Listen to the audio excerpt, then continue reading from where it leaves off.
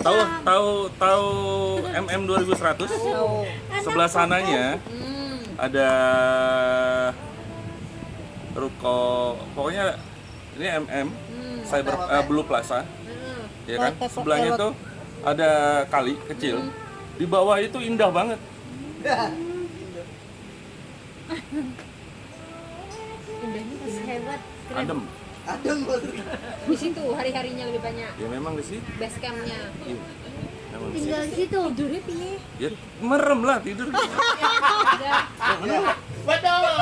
Kok bisa? Udah, yuk. Bos gue. Iya. Bos gue.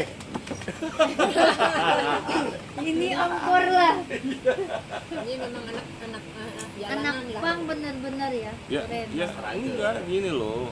Simple aja sih cara pikirnya gitu. Ya kan? Sekarang saya ngamen. Ya, saya ngamen.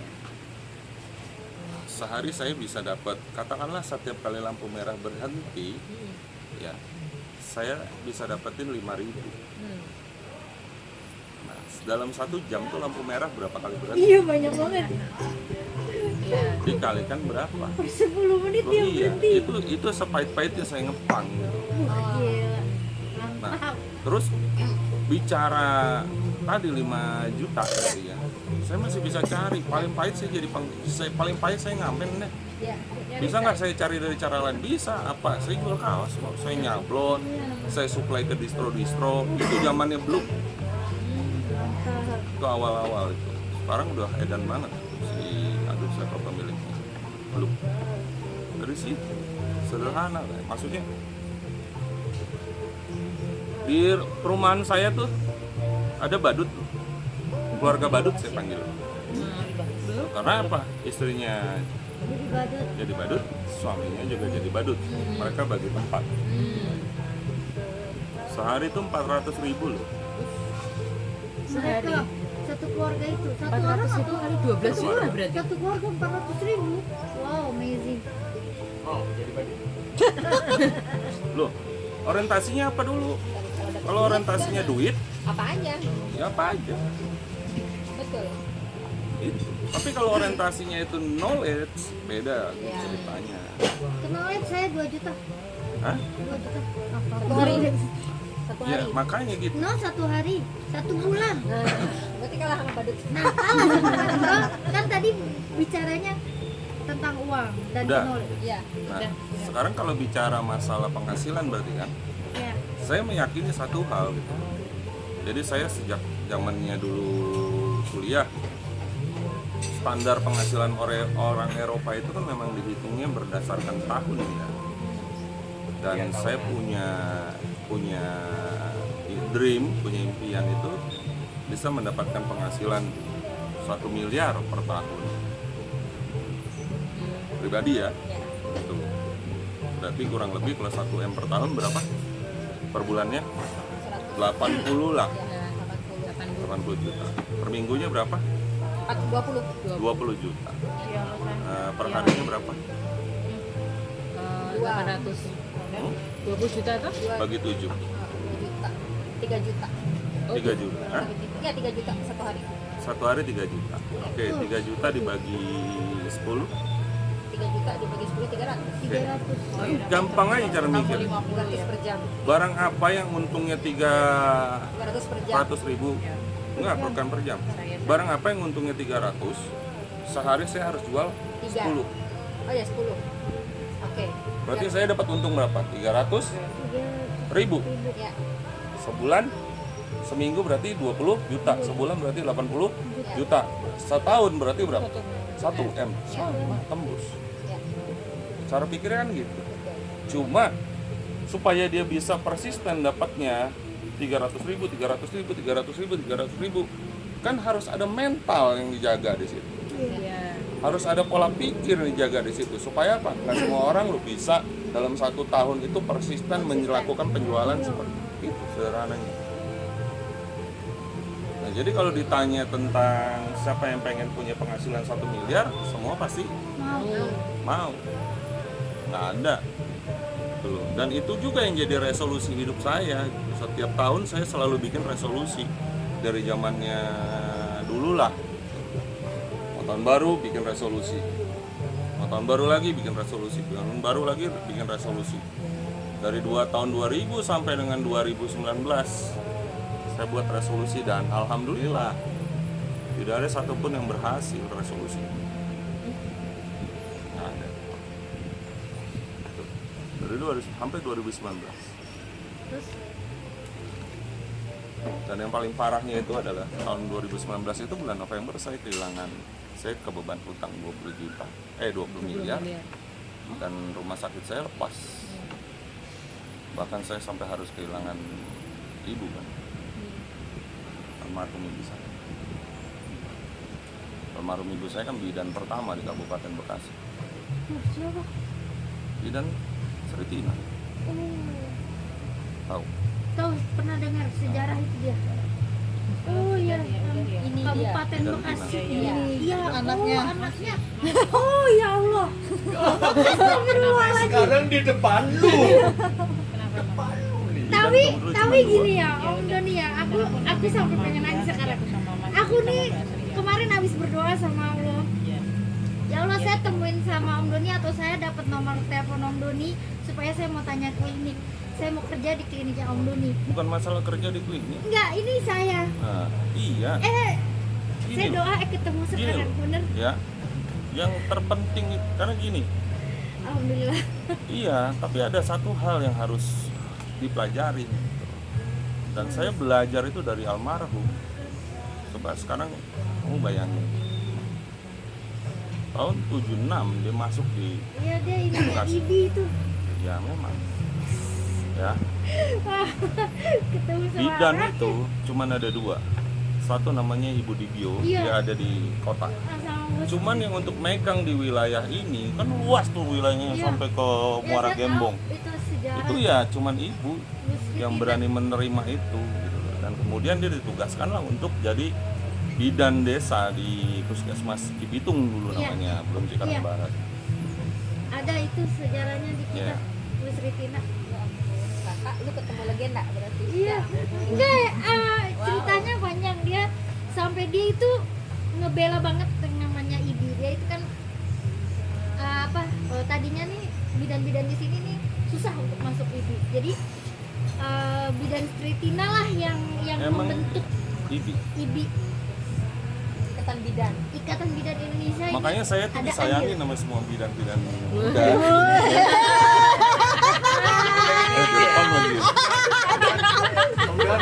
Nggak, maksudnya biar bercanda dikit loh. Anaknya, ya Allah, Iya, astagfirullahaladzim. ini saya mau ngerawat Om Pak Doni. Om Pak Doni. Ya, ya. Om Pak. Oke. Jadi bidan desa dia, kemana-mana dia nggak, demi Allah ya, ibu saya tuh tidak memikirkan dia dibayar berapa. Iya bener, Dan itu perjuangannya. tahun segitu tuh orang punya petromak itu udah orang kaya. Ibu saya tuh kemana-mana dia, iya. Kalau kita nggak punya petromak, saya cuma punya lampu template. Iya, betul. ya, yang kalau dihituin jadi Iya. hitam kemana-mana. Kalau kita niup tuh hitam mukanya. Itu dia, masih ada om. Itu gede, itu udah kaya itu. Iya, itu yang corongnya lurus doang Tuh. kecil. Nah, Jadi kamu tahu dari ini itu bekas aku kena lampu teplok yang kaca itu sampai melepuh gini. Aku ingat waktu kecil lampu teplok yang kacanya itu kan panas kan. Iya, betul. Lima, Ya, zamanku kena kecil ini. kalau mati lampu pakainya itu ditempel. nah, udah nih, Punya listrik. lanjut ya. Lanjut Om. Kan Saat udah dia jadi jadi bahas bidan yang tadi desa, om mau minta kertas. ya saat dia jadi bidan desa, dari bidan desa dia buka praktek. Ya banyak orang yang ke tempat dia apa dan dia tidak mengut bayaran gitu loh. Mau nggak terserah dia bawain anak ayam apa semua segala macam ya itulah dia. Dan sampai akhirnya dia bisa punya klinik, sampai akhirnya dia bisa punya rumah bersalin. Nah saat sudah punya rumah bersalin, saat itu ini pelajaran nih buat kamu nih. Iya, iya. Ya bukan masalah ilmu yang kamu dapetin di Allah, karena itu paling kuncinya di situ. Dan itu yang saya pelajarin dari almarhum. Saat sudah jadi rumah bersalin, saat itu saya sedang ngebangun usaha di Cirebon. 2 tahun saya ngontrak di sana, dan terus kemudian saya dipanggil sama almarhum karena beliau sudah sepuh. dia minta tolong saya lanjutin usahanya dia. Ya karena pertama saya anak pertama, ada adik saya dokter Dina. Cuman adik saya dokter Dina itu ditugaskan sama bapak untuk jadi dokter di pedalaman Kalimantan Timur, dan ya namanya dokter pasti cewek ya, mohon maaf nih, dia ikut suami kan. Dan bagaimanapun itu kontrak, dan mau nggak mau ya saya sebagai anak paling tua dan laki-laki yang harus lanjutin. Saya lanjutin usaha itu sampai ketemu, dipanggil, sampai almarhum Pak Sadudin itu juga kelahiran di rumah, dan dipanggil saat itu sama waktu dia bupati, disuruh di upgrade. Keluarga saya bukan keluarga orang kaya, keluarga biasa aja, sederhana lah. Iya, kalau buat nyokolain anak sampai kuliah mampu. Tapi kalau untuk kaya raya kayak punya rumah di gedung wisata, biasa aja. Om di kayu ini bukan? Bukan. Bukan. Yang waktu dulu ada klinik yang di kayu ini itu, om punya Bu Bidan Tritina juga itu? Bukan, lain namanya kali. Enggak, itu ada bukan? Bukan. Saya nggak pernah punya klinik di sana. Nah, saya lanjut ya. Nah, terus kemudian di-upgrade lah itu menjadi rumah sakit ibu dan anak Sritina. Kalau aku. Nah, terus kemudian 1 tahun berjalan di-upgrade lagi menjadi rumah sakit umum Bunda Mulia. Kenapa saya ganti namanya jadi Bunda Mulia? Ya saya ingin muliain orang tua. Tapi kemudian terjadi permasalahan sampai akhirnya saya harus terbebankan hutang 20 miliar bulan November 2019, Covid. Saya nggak mampu bayar bank karena sebulan saya harus bayar sekitar 800 juta. Dan almarhum ibu tuh saat jam rapat keluarga kita harus lepas semua saham itu. Akhirnya kita lepas ke Metro. Tahu ya rumah sakit Metro. Saya harus lepas ke rumah sakit Metro, dan almarhum ibu karena ngerasa itu perjuangan dia dari nggak mau tanda tangan dan pecah pembuluh darah otak dan stroke, langsung saya bawa ke Siloam di Bekasi Timur, dan saya nggak punya biaya buat ngoperasi. Bayangin. Itu sejarah om. Dan meninggal dunia. Bahkan saya bawa beliau ke kampungnya di Purwokerto. Saya buat keluar tol aja nggak punya uang. Saya sampai harus minjem sama teman saya, Pak Nawang Jababeka. Dia kaget, saya suruh mampir di rest area Cirebon. Dia transfer ke saya 1,5 juta, uang itu yang saya pakai buat nganterin dia sampai ke kampungnya. Tapi ibu saya memang luar biasa, karena apa? Dia sudah siapkan segalanya. Dia sudah siapkan tanah buat jadi makam. Udah lama. Itulah sebuah tamparan paling keras buat saya. Betul-betul tamparan. Dan manusia tuh hidup. Manusia tuh lahir terus kemudian mati. Cacing juga sama. Lahir terus kemudian mati. Tapi kita bukan cacing. Kita ada hidup. Ada masa di mana kita hidup. Dan semua tujuannya kemana sih? Seberapa banyak harta yang Anda dapatkan ini ujung-ujungnya apa ya? Ya, ujungnya mati, ujungnya tanah, ujungnya itu cuman ya udah mati, udah. Dan saya orang yang saat itu ya, saya orang yang paling takut sama yang namanya mati. Dulu saya nggak takut, tapi begitu dengan kejadian itu saya takut. Kenapa? Saya takut ketemu almarhum.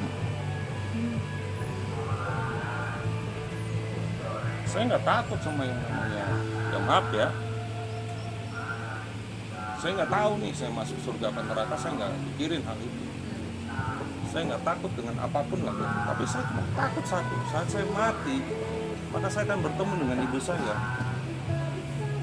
Di otak saya cuma mikir satu, saya mau ngomong apa, karena 2019 saya ngakibatin dia, ya saya pimpinannya. Bayang-bayangin rasa bersalah gitu ya om. Ya, itu sampai dia Desember 2019 saya ke makam beliau. Lama lah saya ada.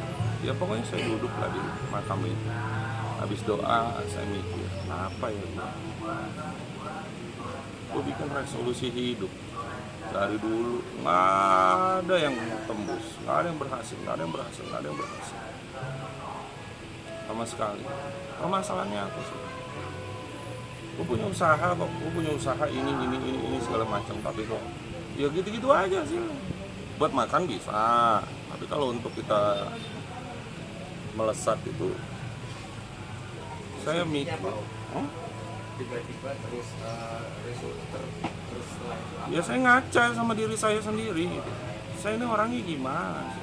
Kok sampai resolusi itu nggak pernah tembus? Apa sih sebenarnya saya ini? Saya orangnya seperti apa? Saya orangnya gimana?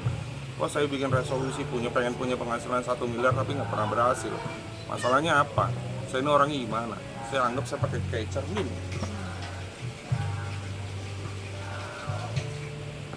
Biasa kamu ini. Oh, begini. Oke. Ya semenjak itu. Dan ada satu hal yang luar biasa yang almarhum lakukan.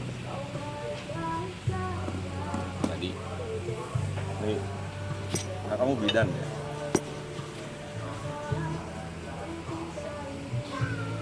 Seberapapun harta yang kamu dapatkan, seberapa besar pun income yang bisa kamu dapatkan, entah usaha konvensional, entah usaha apapun, kalau Gusti Allah sudah berkehendak ambil, hilang dia. yes. Tapi itu kejadian karena Gusti Allah ambil itu, habis semua. Saya punya gedung bangunan 4 lantai dengan segala macam tuh, peralatan dan semua segala macam, termasuk dokter saya dokter tua semua, dokter Basuki, dokter tua semua, nggak ada dokter muda, dokter tua semua. Zaman-zamannya itu memang luar biasa. Dan praktek tuh sampai jam 4 pagi itu masih full penuh. Nah, dilala nih.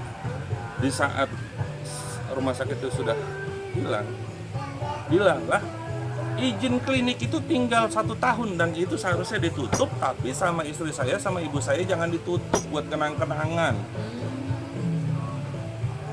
Mama bilang, jangan ditutup nih buat kenang-kenangan, biarin simpan aja bro. Sama istri saya disimpan. Rumah sakit udah nggak ada, saya masih punya 1 lahan. Ya nggak gede lah, cuma 100 meter pinggir jalan, persis di seberangnya rumah sakit saya. Di seberang rumah sakit saya itu puskes, sampingnya persis. Saya buka percetakan di situ. Terus istri saya bilang, begitu sudah selesai nih meninggal dunia apa semua, istri saya bilang, ini izinnya jalanin aja, sayang, setidaknya ada bekasnya mama. Ya udah, tinggal bikin pelang lah kita. Bikin pelang, saya bikin pelang. Rapihin tempatnya, bikin pelangnya diri. Tahu nggak apa yang terjadi? Berbondong-bondong pasien yang ada di tempat lama itu pindah. Iya, biasanya gitu. Karena Terus gimana tahu Om akhirnya bidan Stritina tuh bagus. sampai sekarang? Sampai Nama ya. Itu saya habis bangun. cerita Kemarin saya ajak juga kayak istri. sedih. Saya habis bangun belakang, habis Belakangnya. 1,7. One more yang bayar. Dalam artiannya apa? Seberapa besar Anda dapetin harta, kalau Gusti Allah sudah berkehendak, ambil. Dan saat Anda jatuh di bawah, ada namanya roda kehidupan ya. Yap. Anda ada di bawah, tidak ada satu harta pun yang akan mampu membantu Anda, kecuali apa? Nama baik. Nama baik. Nama baik kan. Nah saat sekarang Anda mau bangun One More, tujuannya apa? Bangun nama baik. Branding lah diri Anda itu. Branding nama Anda sebaik-baiknya. Jadi nanti mau kemana pun pasti akan Saya nggak akan bisa, ya saya apa adanya ngomong. Berani jamin nggak One More itu akan bertahan 10 tahun ke depan? Enggak. Tapi saya nggak mau lambat dalam membangun komunitas itu. Mumpung perusahaan ini hampir semua multi level lain itu menjadikan One More ini marketing plan-nya sebagai acuan. Hampir dari multi level marketing yang lain, MLM yang lain itu melihat bahwa produknya ini dijadikan acuan, jadi tren. Ya saya nggak mau terlambat, jadi saya harus bergerak cepat. Saya fokusnya bikin program supaya apa? Semua ada masalah. Dan ya branding nama baik itu jauh lebih penting daripada, mohon maaf ya, ijazah. Ijazah. Iya. Tujuan semua orang pasti kan berkarya. Ya, betul. Berkarya itu nggak juga harus di tempat. Saat sekarang saya punya dasar pendidikan sarjana teknik dirgantara, tapi saya berkarya ya di sini. Tujuannya itu. Nah, yang jadi pertanyaan sekarang, notnya udah dibuka. Udah. Jadi permasalahan, jadi pertanyaan sekarang, kenapa sih Anda nggak bisa, pasti punya impian dong, Ya. punya rumah lebih baik, kendaraan, naik haji dan sebagainya, di total anggap aja 1 miliar. Dari dulu pengen begitu dong, sampai 1 miliar, tapi kenapa nggak tembus-tembus, kenapa nggak berhasil-hasil? Coba tanyakan sama diri Anda, sebenarnya Anda tuh orangnya gimana? Apa sih yang membuat Anda sebenarnya kok nggak bisa mewujudin harapan impian? Anda orangnya kayak apa? Coba Anda berkaca sama diri Anda sendiri. Tulis 5 hal aja. Anda orangnya seperti apa? Kenapa nggak bisa terwujud? 5 aja. Oh, dia mah ngerekam.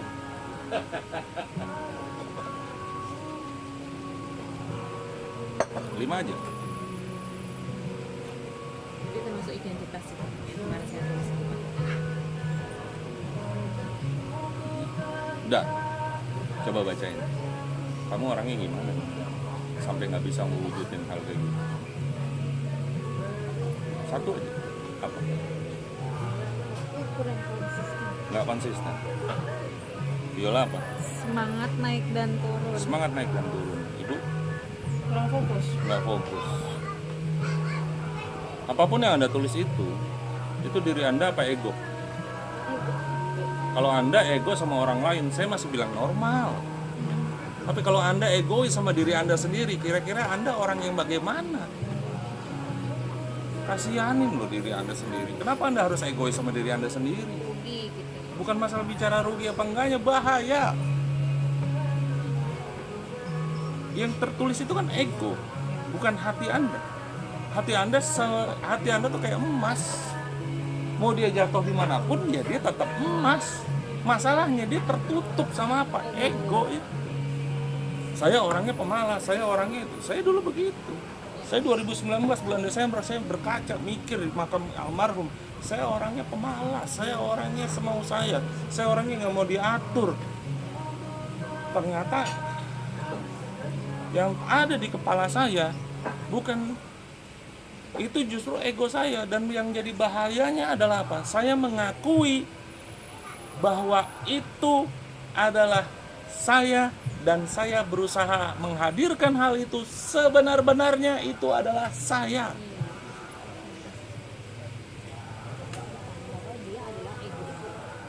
Ya tapi kan itu dari masa lalu. Yes, terciptanya ego itu dari masa lalu.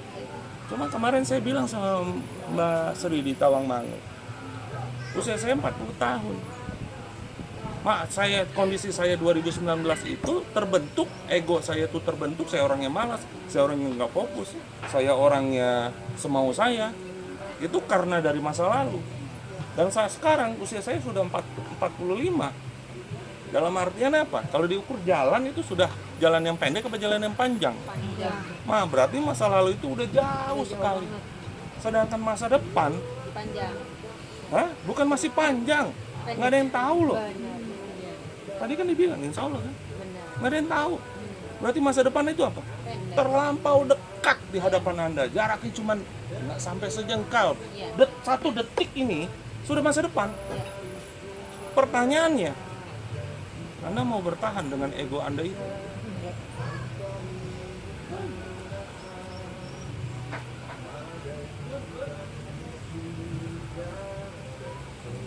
Waktu saya nih, ya, lagi susah-susah nih, saya ceritain. Saya bawa burung, saya nggak gantang burung. Ya, jadi semenjak saya udahan di Telin tuh, saya jadi pemain burung. Comannya. Iya. Tuh Doni, ego. Dia punya klinik, dia punya rumah sakit, tapi dia berusaha bahwa dia bisa mandiri. Laki-laki, so kuat. Ya, itulah saya gitu. Gue bisa nggak bergantung sama orang tua, gue bakal ngasih ke orang tua. Yes, itu ego. Dan saya bersihin burung, bersihin kandang burung, saya ngerawat burung, saya ngegantang bawa motor. Cari di Facebook saya, foto-foto saya banyak di masa lalu saya. Saya bawa kandang burung apa segala macam, kucal. Menang lomba, menang, dapat duit 1 juta. Saya kasih ke mama. Mah nih, mama saya seneng banget.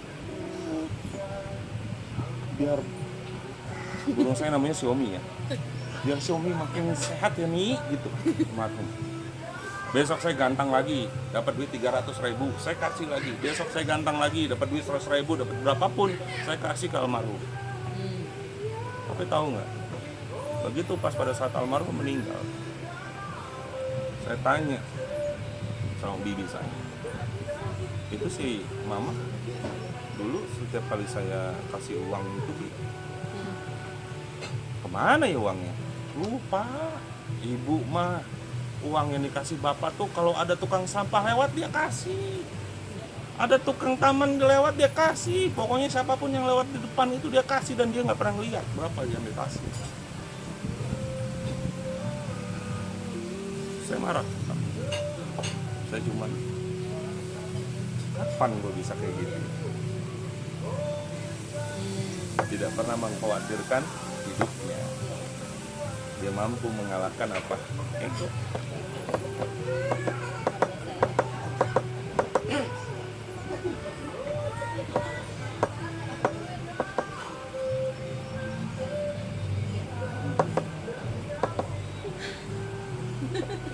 Oh, sih. Ketinggi. Nah, sekarang Anda mau bertahan dengan ego Anda. Ingat loh tadi ini. Anda sayang nggak sih sama diri Anda sendiri? Sayang. Bah, bohong. Sayang nggak? Bener. Sayang nggak mengisi hati Anda? Sayang nggak sama hati Anda? Bener nggak? Hati Anda tuh haus pujian loh, tadi dibilang kan. Iya, betul. Ditepukin kan tadi kan? Nah, saya mau bahas itu. Orang tuh supaya dihargain orang, supaya hatinya senang, ya, saking pengennya, demi Allah nih, rela melakukan apa aja supaya apa? Bisa dihargain, bisa ditepokin. Iya. Benar. Orang lain loh luar biasa, Padahal belum saking pengennya. Jadi orang tuh, manusia tuh rela mati supaya mereka bisa dihargai. Yang jadi masalah adalah, pernah nggak Anda memuji diri Anda sendiri, hati Anda maksudnya? Hah? Ya, gimana memuji? Orang isinya apa tadi? Saya orangnya, saya orangnya, saya orangnya, saya orangnya. hati, tapi ego. Dan Anda hadir sepenuhnya dengan ego Anda, bukan dengan awareness Anda, bukan dengan kesadaran diri Anda. Itu aja. Dan di situ saya langsung seperti ditampar, setampar-tamparnya saya. Astagfirullah, jelas lah gimana gue mau bisa wujudin resolusi. Gue orangnya begini, gue orangnya oke. Hari ini saya janji saya akan jadi manusia yang jauh lebih baik. 2020 makam mama. Dan caranya pun mudah untuk mengubah itu. Caranya cuma perlu memanifestasikan aja. Caranya hanya perlu mensugestikan saja diri Anda dengan apa? Kata-kata. Pujilah diri Anda, pujilah hati Anda. Nggak berat, bukan begini loh. Plan, saya orangnya hebat gitu. Atau bilang ke itu mah bukan. Itu bisa jadi ego. Tapi Anda bicara dengan diri Anda sendiri bahwa Anda adalah orang yang apa yang Anda mau hadirkan seperti itu. Karena ternyata di luar sana juga banyak orang yang merasa hidup tapi tidak bisa tampil dengan kesadaran hati dia. Kosong rasanya. Ya kosong apa? Saya pernah ngerasain gitu Pak. Lagi ngumpul gini aja kadang oh gue tuh gini. Nah, gitu. Padahal cuman dengan kata-kata doang. Dan kata-kata itu ajaib. Kalau nggak percaya, coba ngomong. Ya, coba bilang nih, ucapin. Saya adalah orang yang murah senyum. Coba ucapin. Saya adalah orang yang bersenyum. Apa yang dirasain? Senyum. Nah, cuman begitu. Ego itu kayak batu karang, terbentuk tuh udah lama karena perjalanan hidup. Dan dia nggak bisa dihancurkan langsung geder gitu, nggak bisa. Dia hanya bisa dikikis dengan apa? Air, pelan-pelan. Anda harus persisten. Persisten apa? Kasih hati Anda sebuah rasa hormat. Kasih hati Anda sebuah penghargaan yang sangat dirindukan sama dia. Apa sih? Saya adalah orang yang menyenangkan, saya adalah orang yang beruntung, saya adalah orang yang... Konsep diri apa yang mau Anda hadirkan di 2023? Itu aja udah. Buka mata bilang, saya orang menyenangkan, saya orang beruntung. Bukankah itu juga bersyukur? Ya betul. Kan bersyukur itu nggak harus bilang saya bersyukur, enggak. Tapi dengan Anda bilang bahwa saya adalah orang yang menyenangkan, Anda menyenangkan hati Anda, itu adalah bagian daripada Anda bersyukur maksudnya. Benar kan? Betul Pak. Termasuk menjaga penampilan, menjaga kebersihan. Nah, Eko? Oke, gitu dah. Itu doang. Dan saya merasa bahwa memang, oh iya, saya terlalu egois. Bahwa saya bisa.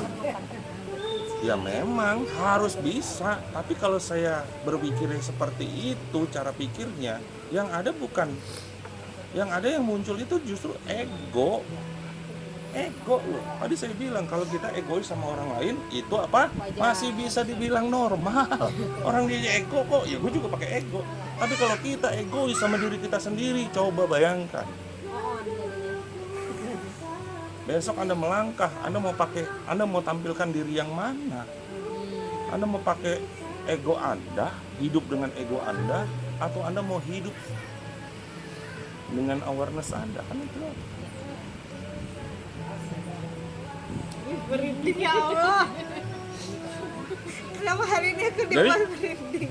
saya pang. Gaya hidup saya pang. Saya padanya. Doni ya Doni. Doni bukan Ismet. Doni bukan Mustaqim. Doni juga bukan Judiono kan? Tuh. Juga bukan Sigit kan? Bukan Papi kan? Doni ya Doni. Sigit ya Sigit kan gitu. Bener kan? Saya punya prinsip ya, saya pang. Tapi sekarang pertanyaannya, kalau saya sebagai anak pang, tapi saya paham tentang yang namanya kesadaran diri, kira-kira yang bukan anak pang gimana? Kalau kita mana pang bisa. Ya bukan. Oh iya ya. Oke, kalau begitu berarti saya harus mulai mau merubah kesadaran diri saya dan hadir seutuhnya. Dan kemudian saya jalankan bisnis, saya jalankan usaha, berhasil karena saya tampil dan hadir sepenuhnya dengan kesadaran diri saya, bukan dengan ego. Saya ketemu dengan orang yang kebetulan dia lebih kaya. Saya ketemu dengan orang yang kebetulan dia lebih pintar. Down nggak? Down. Waduh, ribet nih kan gitu kalau orang Bekasi bilang, ya kan, ibarat kata gitu loh, ya kan. Nah, bagaimana cara saya ngatasinnya? Simple. Kalau mau ketemu ya saya cuma bilang saya orang yang menyenangkan, udah. Saya akan tampil seutuhnya sebagai orang yang menyenangkan, dan bukankah orang yang finansialnya lebih dari kita, lebih tinggi ilmunya dari kita, mereka lebih suka ngobrol dengan orang yang Menyenangkan. itu doang. Afirmasi.